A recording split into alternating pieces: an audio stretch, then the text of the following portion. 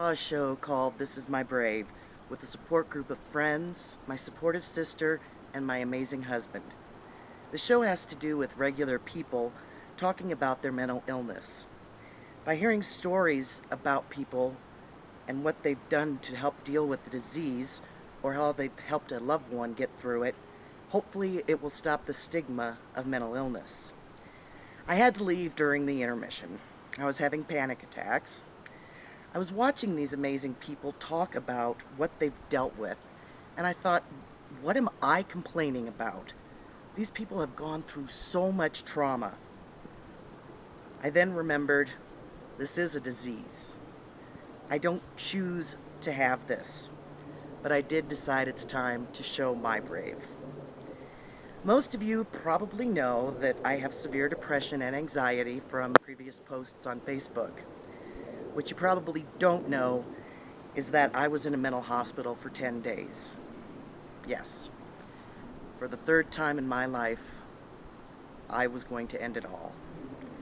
I had the pills, I had the vodka, but my wonderful husband caught me before I could do anything stupid. The psychiatrist said, it's time. It's not at all like One Flew Over the Cuckoo's Nest. But there are things that they have to do to keep everyone safe. No underwire bras, no shoelaces, only plastic forks and knives that you have to take back to the mental health professional after you eat. They come in every 15 minutes at night to make sure you and your roommate are doing okay. They have a flashlight to try to make sure you're still breathing.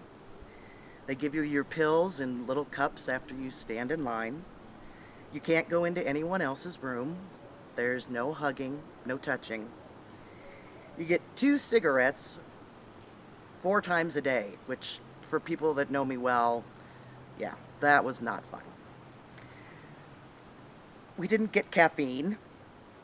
We didn't get alcohol. You had a visiting hour, but it really wasn't that long.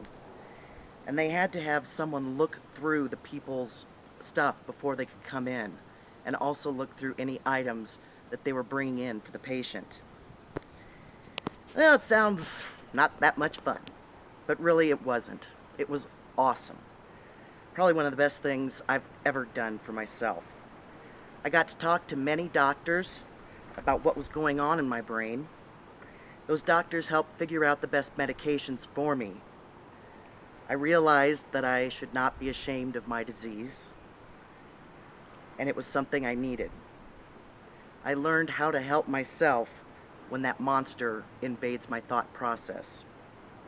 We went out in the sunshine to exercise, which helps depression, and I found out it really did. Whether it was in the sun playing a basketball game or throwing a football, I went back into the hospital smiling every time. We did art projects and music projects and had sessions where we were free to talk about our feelings with others who got it. There was no fear of being called crazy or people thinking I was just looking for sympathy. We all knew about the demon, and it was nice to hear that others felt much the same way I did. I was not alone. One of my art projects was not perfect, which for me, it must be perfect, or why bother? But my husband suggested framing it, and now it's hanging in our kitchen to remind me that it's beautiful, yet not perfect, and that's okay. I met amazing people, some that I'm proud to still call some of my best friends. We weren't supposed to exchange phone numbers or email addresses, but slyly we did. I can call these people when I feel like I'm about to lose it. And we try to get together about once a month to check in on each other, play cards, have fun, and realize that we are some of the lucky ones. Those 10 days taught me so much about how to try and handle things when depression creeps in and all I want to do is crawl in bed and never come out. This is my brave, admitting the story of having to go get additional help for my disease by being in a hospital. Do I have my bad days? Of course. It's not going away. Am I still on medication? Oh yeah. 6 different prescriptions per day, but they're working. Am I embarrassed about this situation? Not anymore. This is my Brave. This is my life.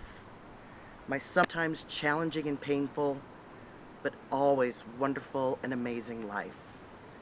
Be brave, my friends. Be brave.